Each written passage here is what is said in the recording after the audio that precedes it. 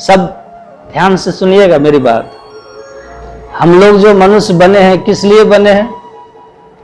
सबको पता है। हमारे सदगुरु महाराज जी परीक्षा दे रहे थे पूर्णिया जिला स्कूल में, मैट्रिक का उनका एग्जाम था, अंग्रेजी की परीक्षा थी।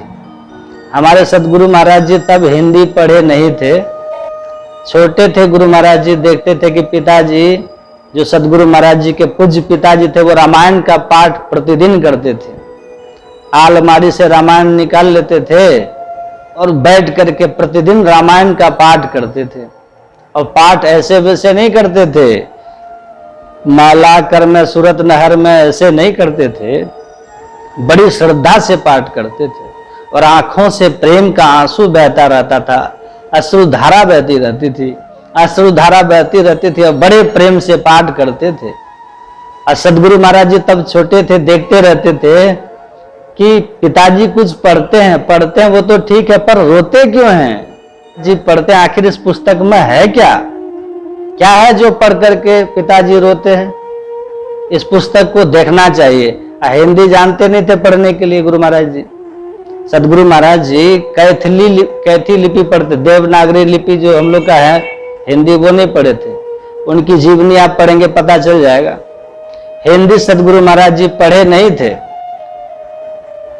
लेकिन पिताजी को जो देखते थे पढ़ते हुए पुस्तक को, रोते हुए, तो उनके मन में कौतूहल होता था। पढ़ते हो तो वो तो ठीक है, पर रोते क्यों हैं?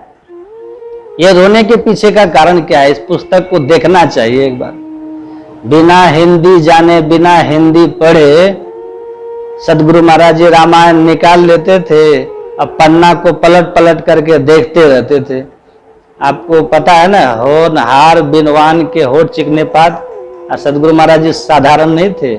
पदावली में लिखा है, सदगुरु महाराज जी खुद लिख दिए, जीव हित आप ही आवे, सूरत को आई तारा है।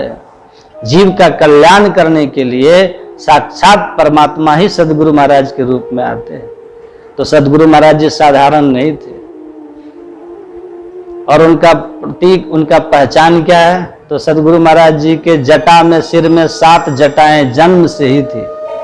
लोग तो जटा बनाते हैं, होता नहीं है, बनाते हैं। हरिद्वार सब जाएंगे, बरगद का दूध कहीं से लाते हैं, बरगद का दूध ला करके तब बाल में लगा करके चिपका करके तब जटा बनाते हैं।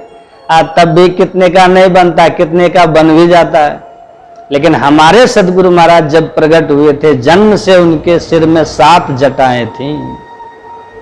और उनको जो सदगुरु महाराज जी की पूजनीय माता जी थी, कंघी से रोज सुलझा देते थे, मतलब जटा को खत्म करते थे और फिर से जटा हो जाती थी।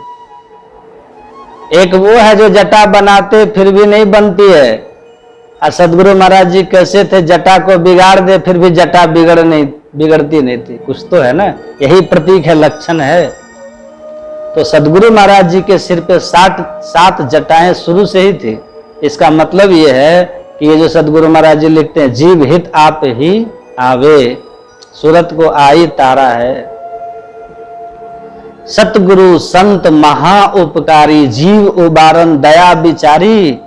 सत्य लोक से चलकर आए, निज घर का भेद बताए। मानो रे मानो जीव अभागी, राधा स्वामी करे हैं सभागी। संत राधा स्वामी का वचन है, जो संत सदगुरु होते हैं वो साक्षात परमात्मा के धाम से चल के आते हैं। पूज्यपाद महर्षि साहिब स्वामी जी महाराज की वाणी है, सुनहूं सत्य लोक के वासी सतगुरु, मोरी रे अभिनय करो कर जोड़ी रे ना। तो सदगुरु महाराज जी देखिए कैसे हैं। तो उनके लिए कोई भाषा का कोई अर्थ नहीं है, वो तो सर्वत्र थे, सर्वज्ञ थे। इसका भाव क्या हुआ? सर्वज्ञ कहने का भाव जो 84 लाख योनियों में सबकी भाषा को जाने।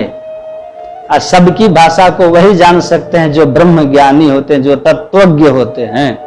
तो उनके लिए हिंदी कौन बड़ी बात है। पढ़ते पढ़ते, पन्ना पलटते पलटते सदगुरु महाराज जी बिना पढ़ाए हिंदी पढ़ने लग गए। अब पढ़ते पढ़ते पूरे रामायण में देखें कितनी चौपाइयां हैं, हजारों चौपाइयां हैं, उसमें से एक चौपाई निकाले गुरु महाराज जी। कौन सी चौपाई निकाले? सबको याद है, देह धरे कर यही फल भाई, भजिए राम सब काम बिहाई। हे भाई, जो मानव का तन मिला है ना, बस इसी के लिए मिला है कि सब कामनाओं को छोड़िए, सब इच्छाओं को छोड़िए और छोड़ करके ईश्वर का भजन कीजिए, परमात्मा की भक्ति कीजिए। ईश्वर भक्ति करने के लिए, भजन करने के लिए एकमात्र ये मानव का तन हमें मिला। कबीर साहब को देखिए, जुलाहा थे संत कबीर साहब, सब जानते ही है ना। कबीर चाले हाट को कहे न कोई पतिया, अब 5 टके का 2 पट्टा 7 टके को जाए। वो ताना बाना करते थे, 2 पट्टा बना करके जाके बाजारों में बेचते थे, जो उससे होता था अपना गुजारा करते थे। तब हमारे सदगुरु महाराज जी कहते थे, मैं संत कबीर साहब को अपने संत की सुमरनी माला का सुमेरु मानता हूं। कितने बड़े संत! संत कबीर साहब भी कहते, जैसे काकभूषुंडी जी कहते हैं ना, निज अनुभव में कहूं खगेसा, ऐसे संत कबीर साहब भी कहते हैं, मैं कहता आँखिन की देखी, तू कहता कागज की लेखी, मेरा तेरा मनवा कैसे एक होई रे। संत कबीर साहब की वाणी है। कबीर साहब कहते हैं, मैं देखी हुई बात कहता हूं। ज्यों जल में जल पैस न निकसे, यों ढोरी मिला जुलाहा, जल तरंग जीव जल ही समाया, ती ज्योति संग ज्योति मिलाया। संत कबीर साहब कहते हैं, तब हम ऐसे अब हम ऐसे, यही जन्म का लाहा, ज्यों जल में जल पैस न निकसे, यों ढोरी मिला जुलाहा। संत कबीर साहब कहते हैं, जैसे घड़ा का पानी निकल करके गंगा से मिलकर के गंगा हो जाता है, इसी तरह से मैं इस देह के बंधन को तोड़ करके और ईश्वर से मिलकर के मैं ईश्वर ही हो गया। अहम ब्रह्मास्मि। समझिए, जब संत कबीर साहब जुलाहा हो सकते हैं, माता सबरी भेलनी हो सकती हैं। रविदास जी महाराज कौन थे? चमार थे ना रविदास जी महाराज।